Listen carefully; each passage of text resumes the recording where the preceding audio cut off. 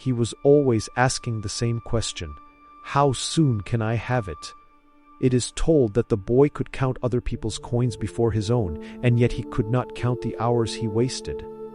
Some say this village was built on promises, roofs propped with IOUs, gardens watered with advances. The paradox hung in the air like a bell. The more he borrowed, the less he owned. The first morning, he took a coin to buy bread and left with a promise to return with more. A small clock on the baker's shelf ticked and ticked. In its face, the boy saw tomorrow as a place to spend without earning. Time was not his to spend, and yet he spent it like a coin, handing it to the future in ceremonies of convenience. There was an exchange, small, almost ritualistic. A coin slid across a wooden counter, and a paper folded and fragrant with ink asked to be signed. The merchant smiled. "You may take now, return later." The boy signed with quick strokes, as if ink could outrun the tick of the brass clock. He felt relief, immediate, sharp, and the world rearranged its distance to him. Some say the first advance is the sweetest because it tastes like freedom. But freedom borrowed always comes with a shadow, a tiny hand reaching back through time to guide what you will do next. He left richer than he was, yet poorer in the one thing that matters most: time spent building what he truly owned. Around him, the village learned to live on promises. Houses were painted with deferred care, fields planted with borrowed seed. The blacksmith worked on credit. The midwife took pledges for births not yet come. The rhythm of life became a chorus of borrowed time. The boy watched as neighbors grew skill at juggling due dates and dreams. Yet in the corners, among a few stubborn souls, seeds were sheltered. An old clockmaker kept his windows shuttered except for a narrow slit. Inside, he wound what he owned and lent nothing to the future. He was a quiet contrast, a man who traded with patience, who let coins sleep and let time grow. The boy, however, found the clockmaker's patience tedious. He could not see the slow bloom of compound care. He only saw the immediate silver on his palm and the echo of laughter at the edge of indulgence. His habit hardened into a rhythm. Coin now, promise later. Small advances are like pebbles dropped into a well. At first the ripples are tiny. He took a tool from the smith for a day, a promise to pay when the harvest came. He borrowed flour and candlelight. Each debt was polite and invisible, like breath fogging a window. But one morning, the boy realized his hands were full of IOUs. They left no room for the steady, silent work of building. Where the clockmaker stored time, he had accumulated obligations that moved like shadows across his days. The village, too, felt the weight. When the rain failed, those who had been lending time found their patience tested, and those who had borrowed found their shelves bare. The boy's small debts, once trivial, began to sing like a chorus demanding rehearsal. He believed in a tomorrow that would fix everything, a harvest that would be more generous, an employer who would pay, luck that would arrive like an uninvited guest. It is told that illusions are the softest of traps because they look like hope. The boy learned to live as if time were elastic. He stretched it with promises, yet life has seasons that do not bend to our calendars. When a sickness took the baker for a week, the borrowed bread had no repayment in the empty days. The boy felt the tightening. Interest in the form of worry gnawed at his sleep, and every ticking clock became a reminder that the future he had spent still had a bill attached to it. Contrast stood clear. The clockmaker's shutters remained closed, his garden quietly replenished year by year, while the boy's borrowed orchard began to show hollow fruit. Interest came quietly at first, a nudge here, a whispered reminder there. Then it grew into a chorus. Merchants offered harsher smiles. Neighbors asked for favors in return, and the boy felt his options narrow. He began to borrow to cover the cost of earlier borrowings. A staircase of IOUs rose beneath him. Some say the worst debt is not the money owed, but the life you trade for its upkeep, the lost afternoons, the broken apprenticeship, the friendships eroded by obligation. The boy saw the clockmaker again and found himself jealous, not of coins, but of time. Time to learn, time to mend, time to plant. Yet envy alone cannot purchase change.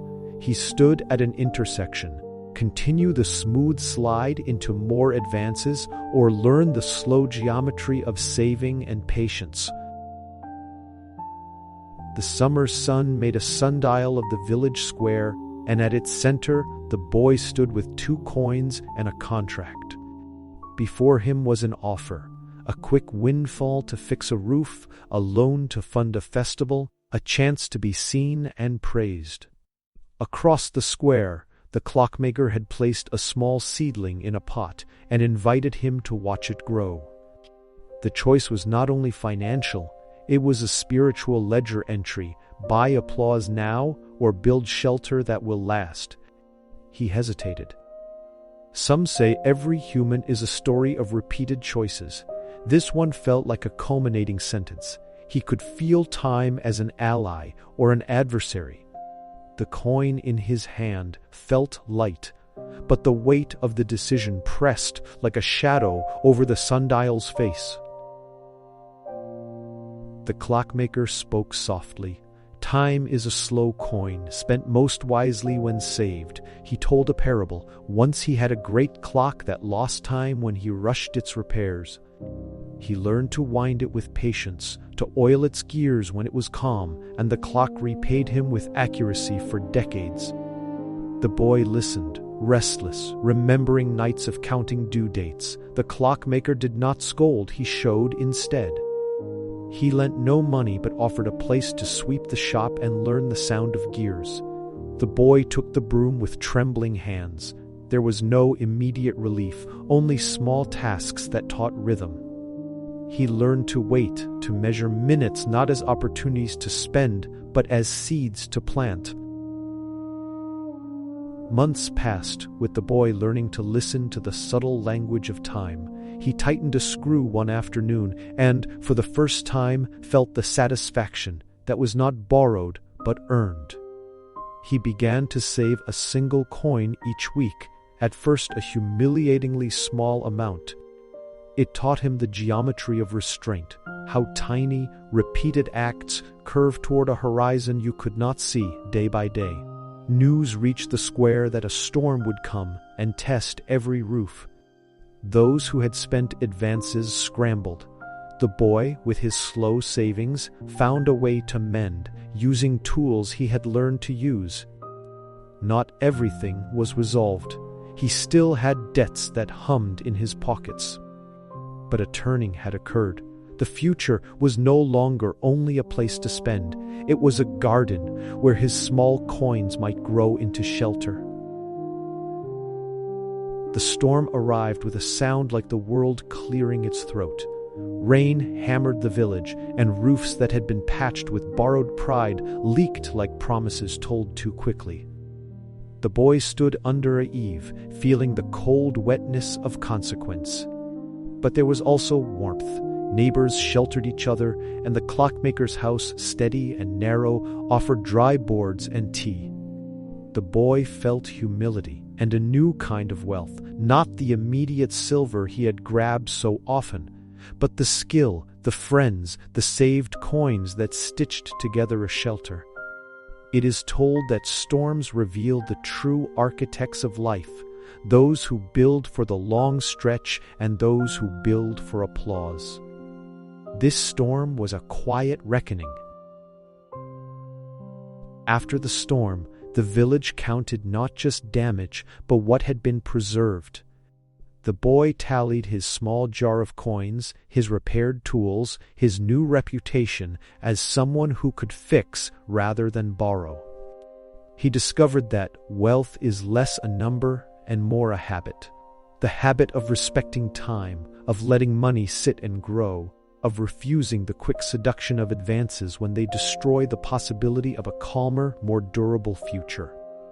The clockmaker nodded as the boy placed a second coin into his jar.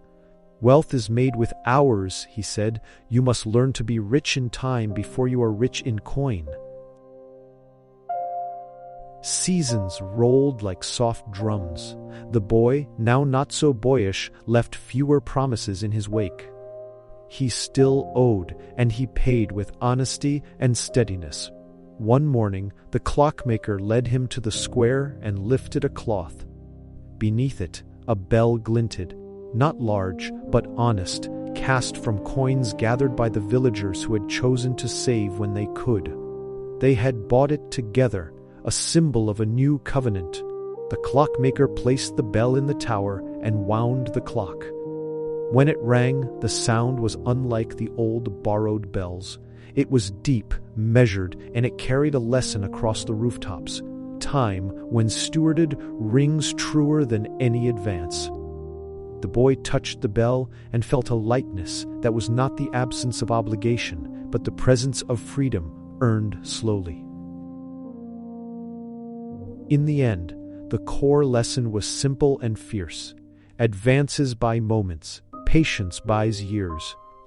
The boy who once spent time like coin learned to accept the slow geometry of wealth. He still remembered the thrill of instant silver, the way it dissolved into new demands. He learned to measure his days as investments. A morning learning a craft, an afternoon saving a coin, an evening mending a roof. Wealth became less about accumulation and more about stewardship of the single resource we cannot print or borrow unlimitedly: time. The bell tolled once more, and the village listened. If you listen closely, it says, borrow carefully, build patiently, and let time be your partner, not your debtor. Now, take this as your own counsel. If your life looks like the boy's once did, choose the slow path. Your future self will ring the bell in gratitude.